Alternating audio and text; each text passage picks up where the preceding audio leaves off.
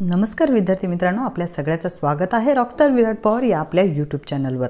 विद्यार्थी मित्रांनो, या यूट्यूब चॅनलवर आपण विविध स्पर्धा परीक्षेसंबंधीचे लेटेस्ट अपडेट्स घेतच असतो। त्याचबरोबर शिक्षक भरती संबंधातील तुमच्या अडचणींचं निराकरण करण्याचा प्रयत्नही करीत असतो, जेणेकरून अधिकाधिक विद्यार्थी मित्रांना त्यांच्या असलेल्या अडचणींमध्ये आपल्याला मदत करता येईल आणि त्या अडचणी दूर करून योग्य पद्धतीने मार्गदर्शन प्राप्त व्हावं या अनुषंगाने।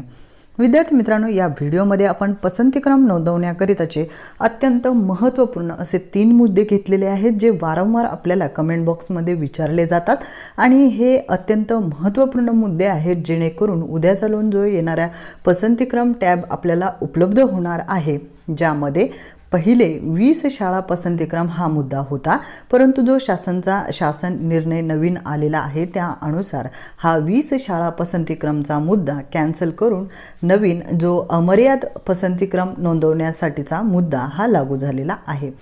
मग तरी सुद्धा आपल्याला पसंतीक्रम नोंदवताना काही प्रमुख बाबी माहीत असणं गरजेचं आहे, कारण या बाबींवरच उद्या आपली निवड ही होणार किंवा नाही होणार हे तुम्हाला अंदाज लावता येऊ शकतो। त्याचबरोबर जर तुमचे खूपच कमी चान्सेस असतील इकडे लागण्याचे, तर तुम्ही ॲटलिस्ट दुसऱ्या स्पर्धा परीक्षेची तयारी सुद्धा करू शकता, किंवा ज्या विद्यार्थी मित्रांचे मार्क्स हे फार कमी आहेत त्यांना मुलाखतीची तयारी करणं किंवा इतर गोष्टींची प्लॅनिंग करणं याकरिता मदत होऊ शकते। त्यामुळे विद्यार्थी मित्रांनो, अत्यंत महत्त्वपूर्ण व्हिडिओ आहे, शेवटपर्यंत पहा आणि तुमच्या अधिकाधिक विद्यार्थी मित्रांना हा व्हिडिओ शेअर करायला आणि आपल्या चॅनलला मात्र सबस्क्राइब करायला विसरू नका। विद्यार्थी मित्रांनो, आता अत्यंत महत्त्वपूर्ण असलेला मुद्दा हा पसंतीक्रम इथे येऊन आपण ठेपलेलो आहोत। शिक्षक भरतीकरिता सातत्याने प्रतीक्षित असलेल्या उमेदवारांकरिता हा मुद्दा अत्यंत महत्त्वाचा आहे, कारण तुम्ही पाहू शकता पहिला अत्यंत महत्त्वपूर्ण प्रश्न जो वारंवार विचारला जातो तो म्हणजेच मागासवर्गीय उमेदवार याची निवड खुल्या प्रवर्गातून होऊ शकते का, किंवा मागासवर्गीय उमेदवार पसंतीक्रम देताना खुल्या प्रवर्गातून फॉर्म भरू शकतात का, किंवा मग मागासवर्गीय उमेदवार महिला असेल आणि खुल्या प्रवर्गातील महिला या जागेसाठी फॉर्म भरू शकतात का। तर असे वेगवेगळे प्रश्न हे वारंवार विचारले जातात।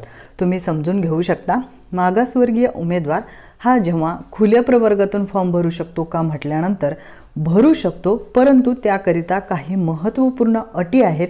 त्या अटींचं तुम्ही पालन केलं पाहिजे किंवा या अटीनुसार तुम्ही पात्र असले पाहिजेत, तरच तुम्ही खुल्या प्रवर्गातील जागेसाठी आपला फॉर्म हा अप्लाय करू शकता। आता या अटी कोणत्या आहेत त्यासाठी तुम्ही खालील अटी पाहू शकता। पहिली महत्त्वाची अट म्हणजे जर तुम्ही प्राथमिक शिक्षक पदासाठी फॉर्म भरत आहात तर तुम्हाला त्याकरिता टेट एक्झाम क्वालिफाय असणं आणि त्यासोबत TET एक्झाम क्वालिफाय असणं गरजेचं आहे। टेट एक्झाममध्ये तुम्हाला 0 पेक्षा जास्त गुण असलेले उमेदवार आणि ज्यांनी पवित्र प्रणालीवर ऑलरेडी रजिस्ट्रेशन केलेलं आहे आणि ज्यांचा फॉर्म सर्टिफाईड आहे, या उमेदवारांपैकी प्राथमिक शिक्षक पदासाठी ज्या उमेदवारांना फॉर्म भरायचा आहे, म्हणजेच मागासवर्गीय उमेदवारांना खुल्या प्रवर्गातून जागेवर हक्क जर दाखवायचा असेल तर त्यांना TET मध्ये किमान 60% गुण प्राप्त असणं गरजेचं आहे। म्हणजेच 150 गुणांची जी TET झालेली आहे त्यामध्ये तुम्ही कास्टमधून जर 55% गुण घेऊन पात्र असाल आणि यामध्ये तुम्हाला जी 60%ची मर्यादा आहे, म्हणजेच 150 पैकी किमान 90 गुण असणं गरजेचं आहे आणि ह्याऐवजी जर तुम्हाला 89 जरी गुण असतील तरी सुद्धा तुम्ही खुल्या प्रवर्गातील जागेसाठीचा फॉर्म हा भरू शकत नाही। आता बरेचसे उमेदवार असे असू शकतात ज्यांचे मार्क्स हे अभियोग्यता चाचणीमध्ये खूप चांगले असून सुद्धा ह्या पद्धतीने म्हणजेच TET मध्ये खुल्या प्रवर्गातून TET सर्टिफिकेट पासआउट नसलेले असे उमेदवार असू शकतात, तर त्यांनी हा विचार करून आपला पसंतीक्रम निवडायचा आहे। तर अत्यंत महत्त्वपूर्ण हा मुद्दा होता। त्याचबरोबर हा पहिला क्रायटेरिया झाला। तुम्हाला वयोमर्यादेचे अट याचे सुद्धा पालन करणं गरजेचं आहे। म्हणजेच जर तुम्हाला सगळ्या प्रकारच्या रूल्स आणि रेग्युलेशन्स कोणत्या आहेत पवित्र प्रणालीवर याविषयीची अधिक माहिती हवी असेल तर आपल्या चॅनलवर ऑलरेडी आपण पूर्ण माहिती दिलेला अर्ध्या तासाचा पूर्ण व्हिडिओ आहे जवळपास, ज्यामध्ये पवित्र पोर्टल्स संबंधीचे सर्व रूल्स आणि रेग्युलेशन्स, ज्यामध्ये तुमच्या अटी आहेत, नियम आहेत, या सगळ्या बाबींचा एक महत्त्वपूर्ण व्हिडिओ ऑलरेडी आपण अपलोड केलेला आहे। आता हा व्हिडिओ जर तुम्हाला पाहायचा असेल तर तुम्ही आपल्या चॅनलवरील प्लेलिस्टमध्ये 20 शाळा पसंतीक्रमचा जो अगोदर आपण प्लेलिस्ट बनवलेली होती त्यामध्येच म्हणजेच शाळा पसंतीक्रम संबंधीच्या अत्यंत महत्त्वपूर्ण व्हिडिओंची प्लेलिस्ट आहे। त्यामध्ये ह्या सगळ्या व्हिडिओंची लिंक एकाच ठिकाणी प्राप्त करून घेऊ शकता।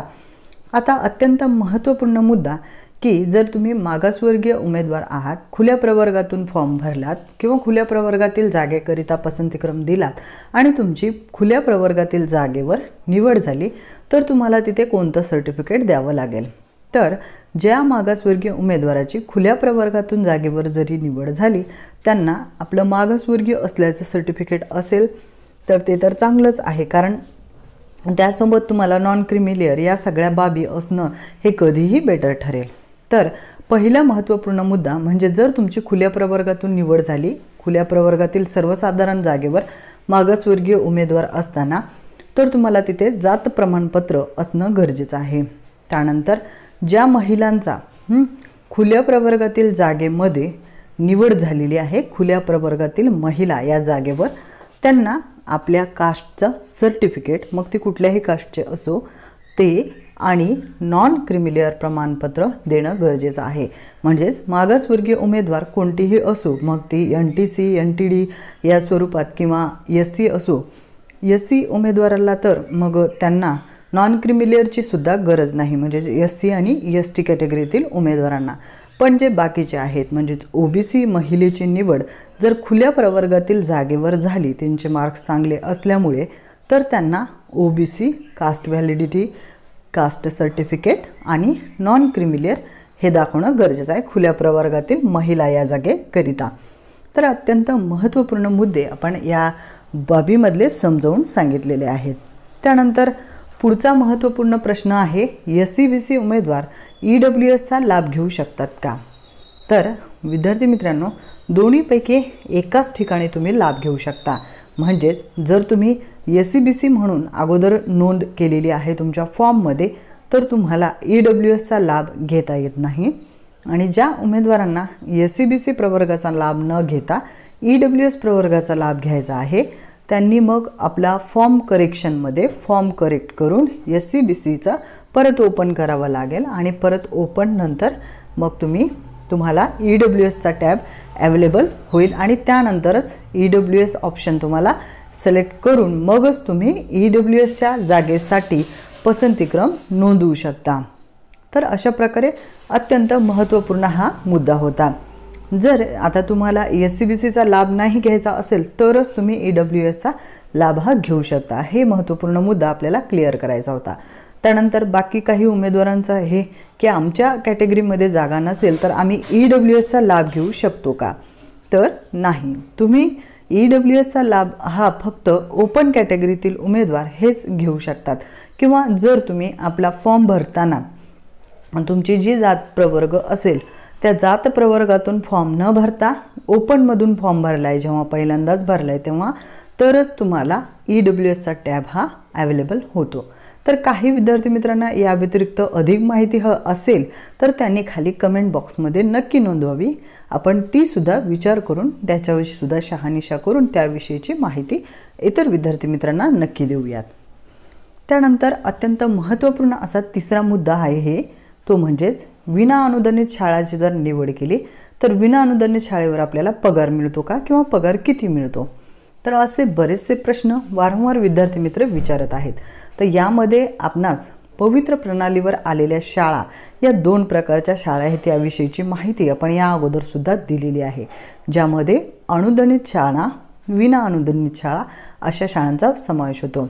अनुदानित शाळा म्हणजे ज्याला शासनाने 100% अनुदान दिलेले आहे आणि तिथल्या शिक्षक पद भरतीला जो शिक्षक लागेल त्याची पेमेंट फर्स्ट डे पासूनच स्टार्ट होते, म्हणजेच आफ्टर 30 डेज जे आपल्याला पेमेंट मिळते महिनावार त्यानुसार। परंतु विना अनुदानित शाळेची नियमावली ही जरा वेगळी असते अनुदानित शाळेच्या नियमावलीपेक्षा। तर विना अनुदानित शाळेमध्ये त्यांना म्हणतात ज्या शाळांना भविष्यामध्ये अनुदान मिळेल अशी अपेक्षा असते त्या शाळांना विना अनुदानित शाळा असं आपण म्हणूया।